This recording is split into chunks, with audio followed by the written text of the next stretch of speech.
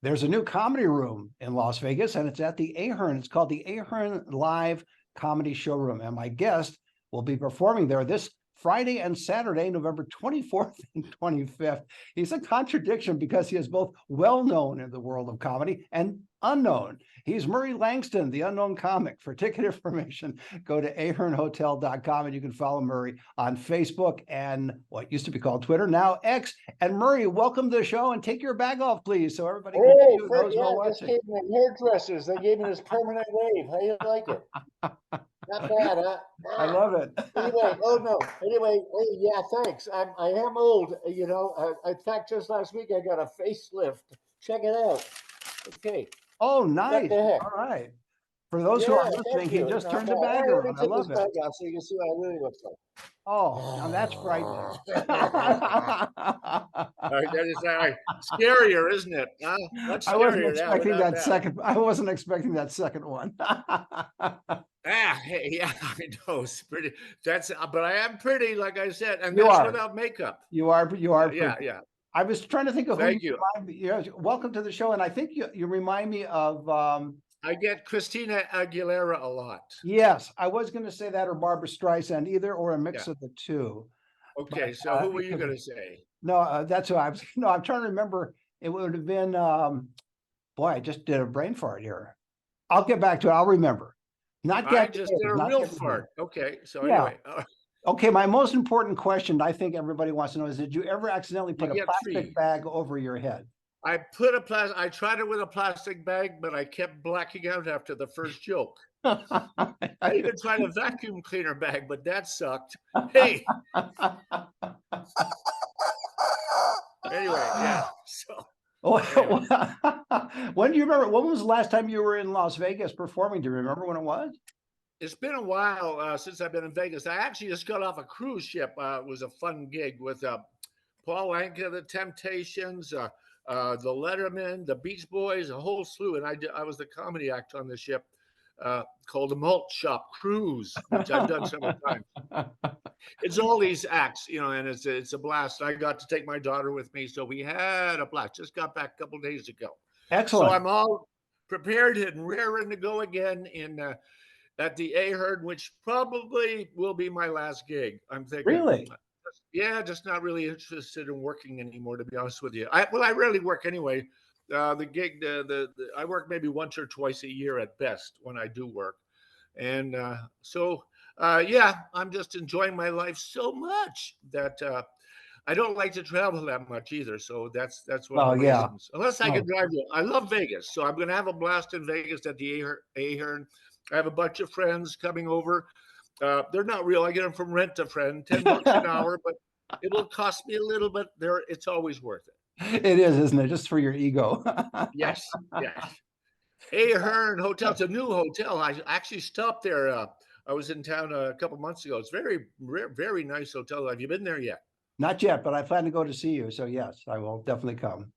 All right, sounds like a plan. Okay. But you will have to rent me. So there you go. All right, $10 an hour. Yeah. But that includes tips, so it's such a deal. Yeah, no, it is. Are you still amazed that I'm going to call, the modern vernacular? Are you surprised that your brand still resonates with people? That you say the unknown comic, and everybody has a sense of who that is or what it's about? Well, if you're under 70, you probably never. No, it's still you got to be over like 50 to really remember the unknown comic, I would think.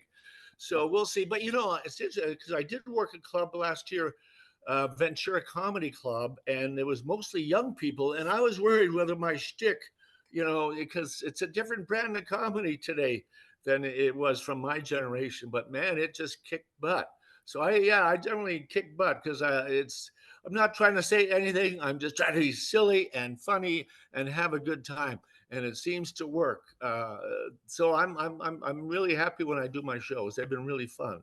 Why do you feel you have to not perform anymore? Because you're naturally funny. I've analyzed you and I figured out you're naturally funny. So if you're naturally funny, it doesn't require effort. If it doesn't require effort, you could do this until you drop. Yeah, no, it's just again, I don't look for work. If somebody comes and offers me something, I'll consider it. So, but right now I have nothing considered. I mean, the Ahern offered me the gig, and I'm taking it also because I get to bring my daughter. I have a daughter with Down syndrome, and she loves to do karaoke. And apparently, after the show, it's karaoke all night. Yes, So exactly. I'm going to get up and do a little karaoke myself. So With I'll do my show. with or without the bag. Oh, without the bag, yeah. Well, my show is like 15 minutes with the bag and 45 without. I do an hour. So, but it's actually more fun without the bag because I get to really jump around. The bag has some sort of, restraints, the fact they can't see your face. But the shtick I do is pretty well accepted. So, I can get that out of the way. Then I get to get really crazy when I take the bag off. Yeah. So you're telling me that you're a billionaire since you don't have to work anymore, which I admire. Well, yeah, no, I'm not a billionaire. I'm barely a hundredaire, but I've just learned how to live life modestly. The thing is, and I've told my daughter that if you don't have a car payment or a house payment, life is so easy. And I got rid of a car payment. I never had a car payment in my life, and I haven't had a house payment in 40 or 50 years. So once you get that out of the way, life is so easy, and so I've been very fortunate along that line, just not having to worry about payments. I Yes. don't even have a credit card. Yes, Oh, that is amazing. Wow. it is. Yeah, yeah, Huh. yes. I So have a you're, debit card, but no credit card. oh, okay. So your biggest expense then is the bag. Yes, well, no, my biggest expense is my kids.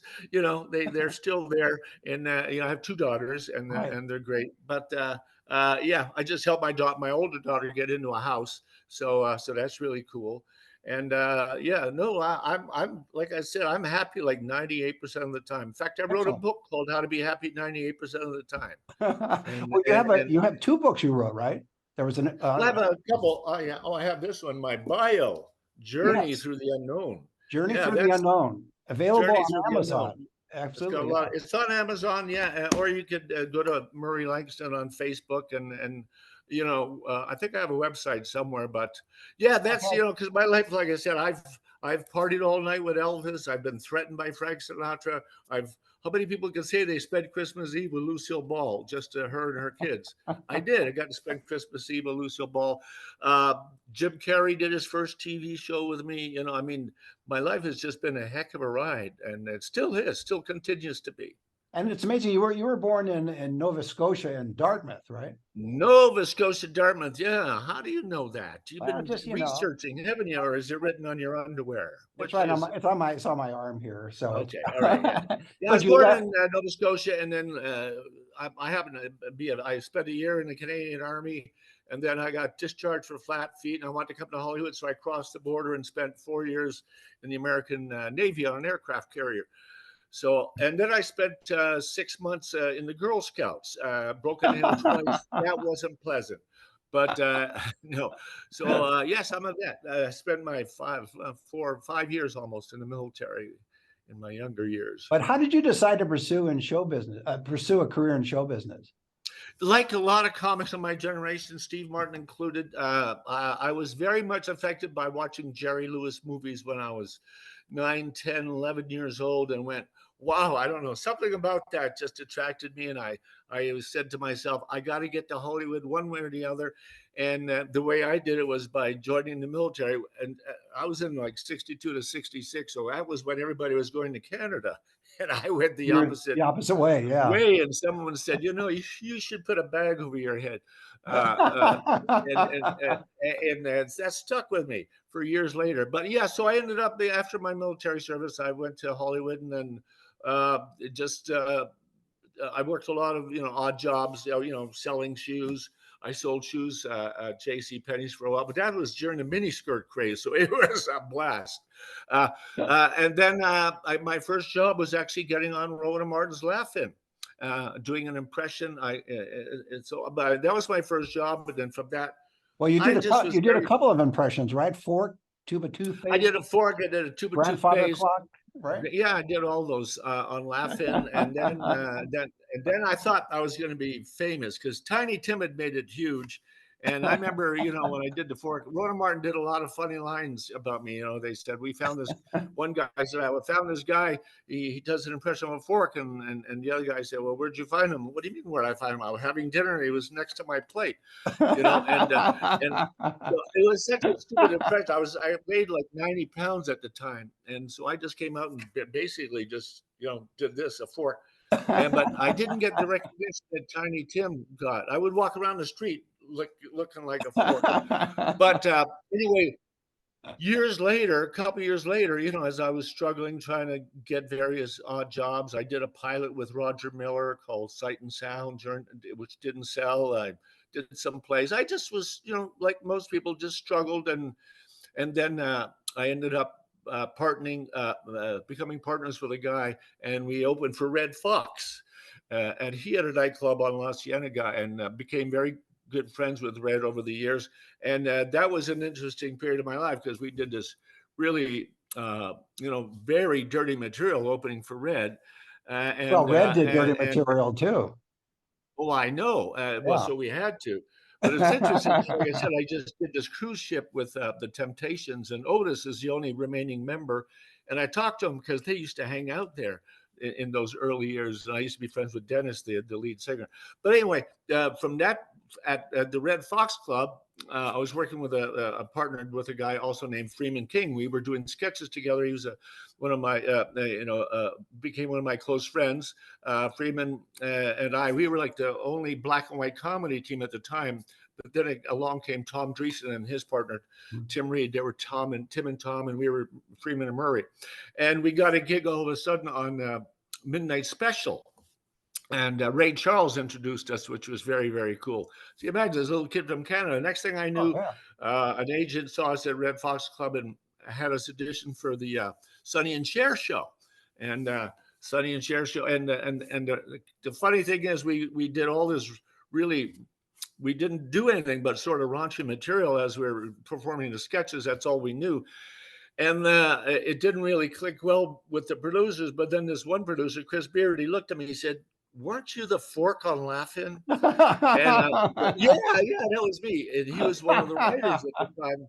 And who knows what reasons. But next thing I knew, we were on the Sonny and Cher show for 4.5 years. So I mean, things piled on very nicely for me. And then I did a series with Wolfman Jack. I did a series with Bobby Vinton, a series with Lola Falana, kid series with the Hudson Brothers, another kid show with Rod Hull and Emu.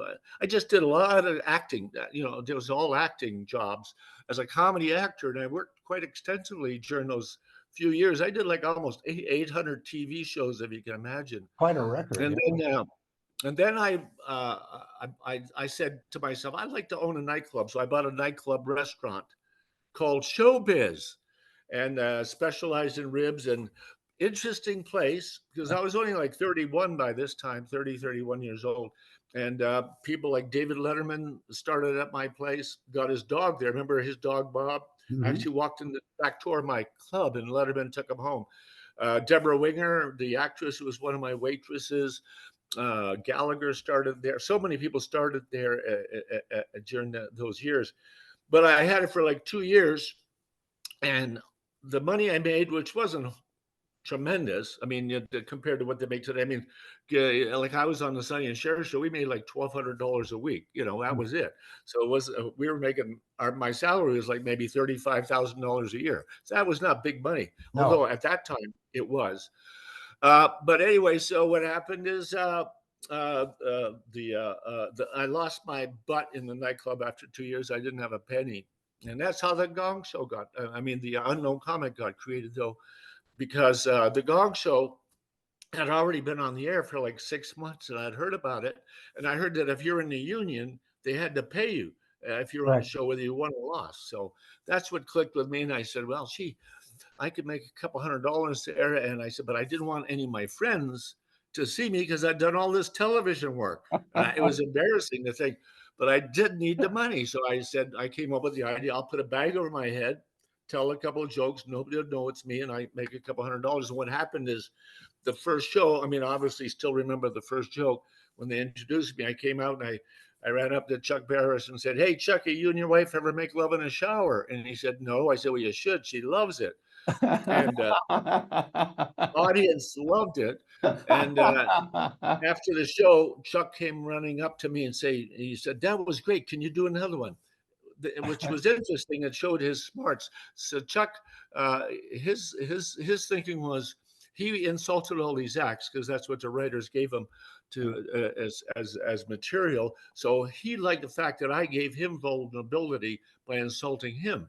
So then I would come on every show and do some weird stick and then insult him. So I had to be really creative and get help with my friends. And I ended up doing like 150 Gong shows. And at $200 a show, that's over $600 right there, I think. Anyway, so but it led to, next thing I knew, I was offered a contract in Vegas at the Sahara for working the Sahara Vegas, Sahara Reno, and Sahara Tahoe. But the funny thing is, I had no act then, so it was really interesting. I had to put an act together because they offered me $5,000 a week back then. Now that was big money to me. I'd never seen that kind of money. So, but because I had no act, I had to put a show together. So I struggled to put the show together, and I hired a band, called them the Brown Baggers. I hired two girls to open for me, called them the Baguettes. And so my whole show was all pretty much around the bag.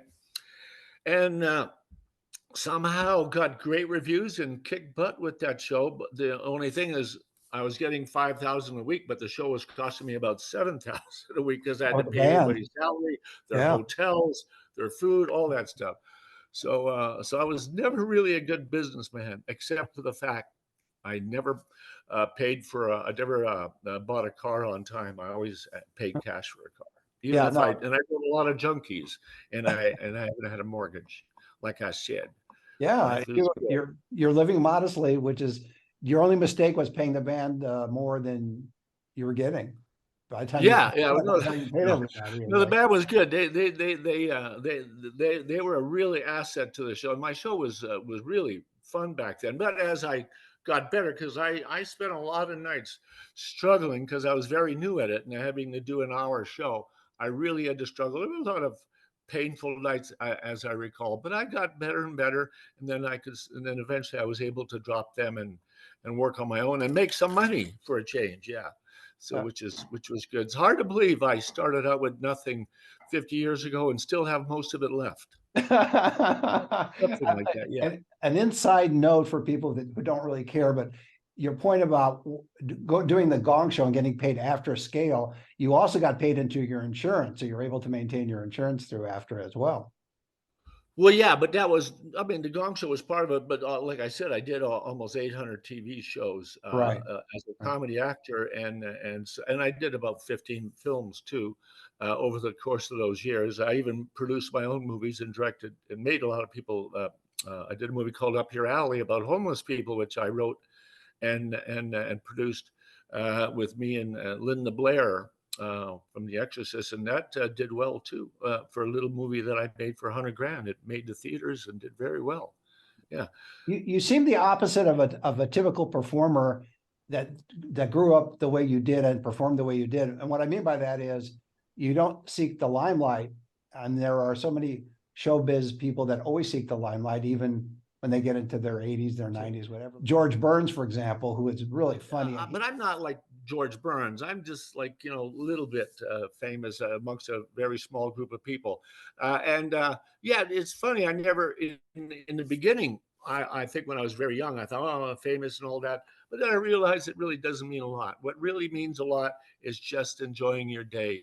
And that's what I do. I just, I'm going to be 80 and I still love my life. And you look amazing for someone that is going to be 80 and you're still, as you said, you're enjoying your life. Although now that you helped your daughter get a house, that means you're going to be making the payments for your daughter's house. So you're back in square one. No, actually, she's doing pretty good. She's in the music business, and she became Britney Spears' background singer for years, and still she's doing very well in the music business. So, because to buy a house in LA is very, very expensive. But yeah. Yeah, it's not like the Yeah, old that's days. why I live in Tehachapi, okay? Houses are cheap here. Yeah, yeah. Staring at my 3 walls. Yeah, yeah. Anyway, I think they have a winery down there, don't they? yes, we do have one now. Yeah, and that's my second home, by the way. Yes. Yeah, yeah. No, I enjoy my wine at night. Yes, with my meals. Yeah. So So what's a typical Murray Langston day? Just out of curiosity, since you're not working full time, you don't want to work full time. You'll take gigs if people will contact you, and you're not that easy to find. But if you go to Facebook, you can always contact Murray Langston on Facebook or Twitter, which is yeah. X. So what's a typical day for Murray Langston? I like putting stuff on Facebook because it keeps my brain active, and I like having an active brain. And I'm in really good physical shape. I mean, believe it or not, at almost 80, I haven't had a cold or anything in 45 years. I just don't get sick. Everybody around me having COVID and stuff, I just don't get sick. So I'm very lucky in that respect.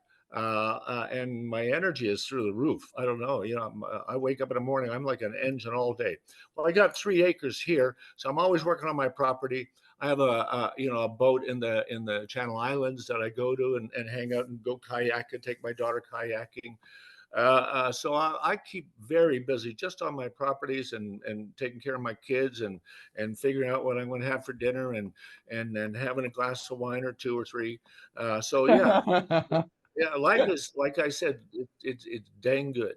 I have a theory that you love your life the way it is. It's great. And then every so often, it's really rare, but when you feel that moment that you want to be recognized and you're out on the Channel Islands, you just take a bag and put it over your head, and immediately people know who you are. Yeah, well, that was on the cruise ship I did. People were starting to recognize me with the bag over my head, so I started putting sunglasses over the bag, and people stopped recognizing. Who is that guy behind those glasses? How does that work on a cruise where you perform and at the same time you're in a small area with other people? Are you able to have Well, privacy? How does that work? Well, no, actually, but it was cool. I mean, I never had so many people telling me jokes, and the shows are great, and so you're there, and what your biggest fear is, what if you bomb? Then you got to deal with the people going walking around like. But the shows were, in fact, it was standing room only. People, there was like 3 levels of standing room at the back of the room. It was like a 300 seater, and so people were clamoring to get into the show, and yeah, so people they were nice, all constantly coming up to me and telling me they enjoyed the laughs, and they never laughed so hard for an hour because I am like a machine gun when I'm on that stage. It's bang, bang, bang, bang, bang, hundreds of jokes. And the interesting thing is, people will come up to me and they can barely remember one joke that I told, whether it's the bag or by myself, because I do so many of them. It's like a machine. And those kinds of comedians, I think I'm rare now. Those were the Rip Taylors, the Joan Rivers, the Rodney Dangerfields. They're all gone. I'm Right. the only one left. No, I'm the only one left. Still hanging in there. Yippee yeah. So life, yeah, yeah. But You're, yeah, I'm pretty you're, much a one-liner shtick, a lot of silly stuff. Yeah, I used to do politics, but even that I'm sort of leaving out now. I don't do much anymore. the old Reader's Digest, laughter is the best medicine. I think that's the case with you, is that Unless you have diarrhea, then not so much. yeah, no, exactly. But I think people enjoy just laughing without any commentary, without any politics, without any agenda. They just want to be able to laugh, get a nice belly laugh going. And as you said, they come up to you afterwards. They may not know a specific thing you're saying. They can't remember a specific joke, but they just remember they had a great time. They remember laughing. Yeah, it's fun to be on stage and just watch the people rolling over. Yeah, and because I got some major big laughs in my act, I do have a great time. It's very strong. And when you come I to like to kick ass. when you come to the Ahern, I have a feeling some people are going to see you there, and then all of a sudden you're going to be getting some more offers to come back to Las Vegas. I haven't. That's my Well, theory. yeah, I mean, no, Vegas, I would work. It's just like I said, I don't look for work. So if somebody contacts me and the gig sounds fun, I'll do it. But like I said, right now the Ahern's the only gig right now I have. Yeah, so and nothing following, but I won't fly. I'm offered gigs all around the country all the time. I just don't fly anymore. Yeah, I no, did this understood. for this cruise. Yeah. Unless, I mean, somebody's going to give me $100,000. Yeah, I'll do it. I'll fly, but that's not going to happen. But otherwise, I don't do gigs much anymore. Yeah. Who do you, when you first started in show business, maybe continuing through the decades, were there one or two comedians that you looked up to as a way of modeling yourself after? Because your act is rather unique. I mean, other than the one-liners you talked earlier about some of the people like Rip Taylor, even Henny Youngman for that matter, who was Yeah, a Henny Youngman. face, but Henny Youngman too. But was there a comedian or two that you looked at and said, you know what, I like their style. I'm not going to mimic their style, but I can learn something from them.